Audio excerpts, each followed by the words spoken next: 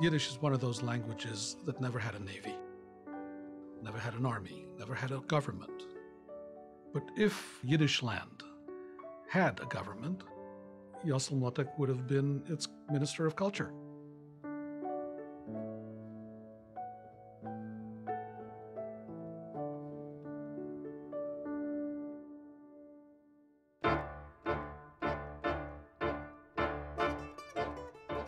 My father was a tuah.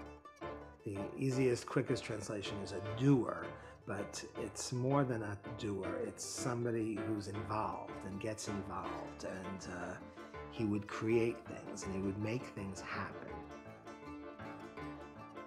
There was no, it can't be done. There was no, this is too difficult. There was no, the deadline is coming and we're not going to get there. It was just, okay, something else to do.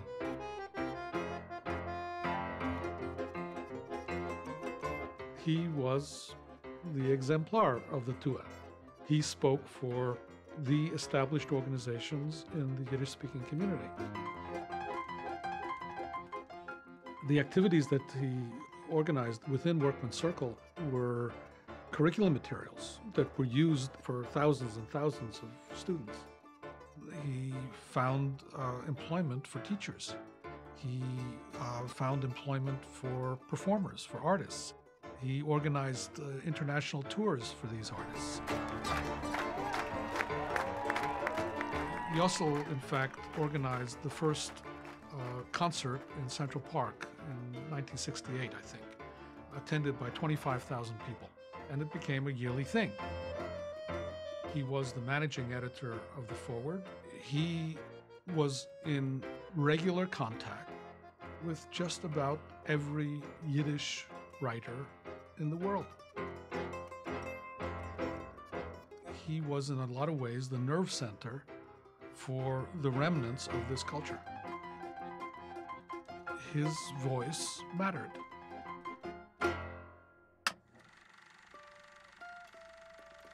My father was a welcoming person.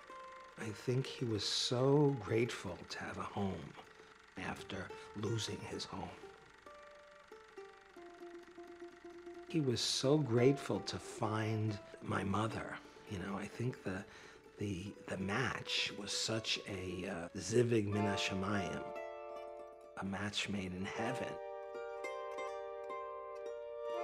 There's no doubt that there was a feedback between Chana and Yosl.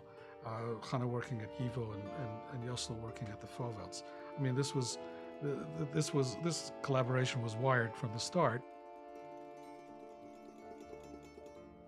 He and Chana started a column called Perl von der Jiddische Poesie.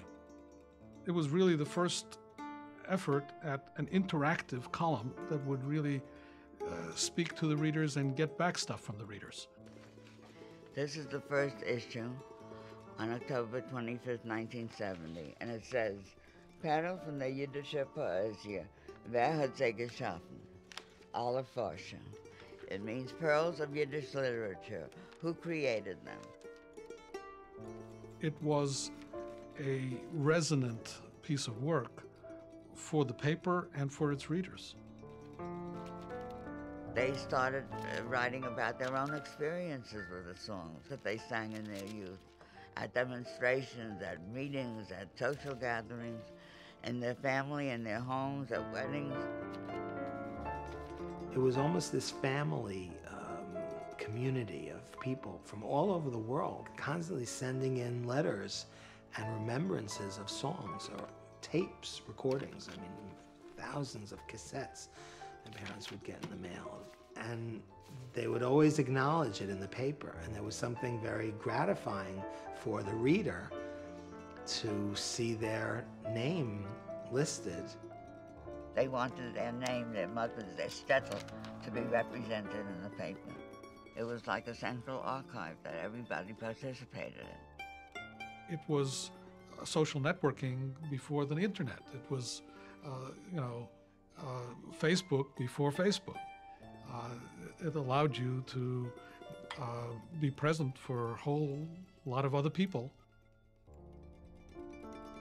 Yosl and I felt we were doing a very important work, that we were preserving this culture, we were preserving these songs that would never have appeared or never have been preserved.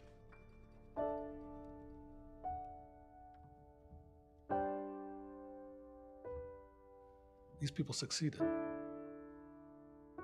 They managed to rebuild their garden and their community and their culture. There was about Yosl Mlotek a sense of mission. He saw what was left of the Yiddish world, and he persisted.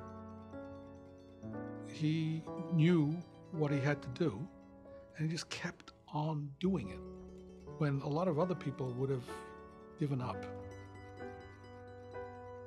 It's actually astonishing what he was able to get done and leave behind.